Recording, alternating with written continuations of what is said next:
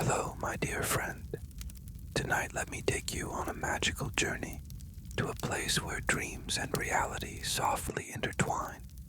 Close your eyes, take a deep breath, and let go of the day's weight. Feel the warm blanket of night wrap around you as we begin. Eleanor, a freelance journalist and avid investigator of unsolved mysteries, receives an unsigned letter inviting her to Ashen Point Lighthouse. The note promises her an exclusive story, a tale of vanished sailors and secrets buried in time. It contains a single sentence: "The light must shine again." The accompanying train ticket is set for departure the next morning, leaving her with little time to decide. Curiosity outweighs hesitation, and Eleanor boards the train, unaware of the events about to unfold. Eleanor arrives at Clearwater, a coastal town shrouded in mist and the smell of salt water. The locals are reticent, warning her of the lighthouse's cursed past. "People go in, and the sea takes them," mutters an old fisherman. Ignoring their warnings, she makes her way to the cliffside, where the lighthouse stands like a sentinel against the restless waves. Its towering silhouette pierces the gray sky, and its windows glimmer faintly, though the structure has been abandoned for decades. The interior of the lighthouse feels frozen in time, its walls damp and adorned with nautical maps and faded photographs.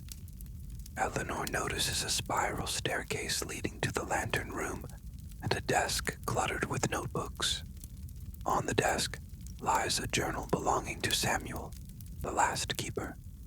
His writings detail strange occurrences, shadowy figures, voices in the fog, and a mysterious light in the distance that lured sailors to their doom. As Eleanor flips through the pages, the air grows heavy, and the sound of the crashing waves fades into silence. The lantern above flickers. The lighthouse seems to awaken as if sensing her presence. Determined to uncover more, Eleanor decides to spend the night in the lighthouse. As dusk falls, the air becomes frigid, and a thick fog rolls in from the sea. Sitting near the desk, she reads more of Samuel's journal. He writes of a shipwreck, the Cerulean Dawn, whose crew's cries haunted him long after the event. At midnight, the temperature drops suddenly. Eleanor hears faint whispers rising with the howling wind. Peering out from the lantern room, she spots a figure standing on the jagged rocks below. It's motionless, its gaze fixed on her. When she blinks, it's gone, but the whispers persist. The next morning, Eleanor explores the lighthouse further, finding a hidden compartment beneath the floorboards. Inside is an ornate brass key and a note from Samuel. "I was wrong to abandon them. The light is their only way." The whispers grow louder as she touches the key, and for a fleeting moment, she feels the presence of others, cold, desperate, and watching. Eleanor realizes Samuel believed the souls of the shipwrecked crew were tethered to the lighthouse, doomed to wander until the light guided them home. Eleanor ventures to the cliffs where she saw the figure the night before. There, she discovers remnants of the Cerulean Dawn, a rusted anchor and pieces of timber embedded in the rocks. The fog thickens, and she hears faint voices calling her name. Turning quickly, she sees the figure again, closer this time. Its features are obscured, but its presence is suffocating. She retreats to the lighthouse, clutching the brass key, and notices the lantern above glowing faintly again. The journal hints that the key is for the lantern mechanism, and she decides she must climb to the top to understand its purpose. As Eleanor ascends the spiral staircase, the whispers intensify, merging into a chorus of pleas and cries. She reaches the lantern room, where the mechanism stands dormant. Placing the key into its slot, she turns it.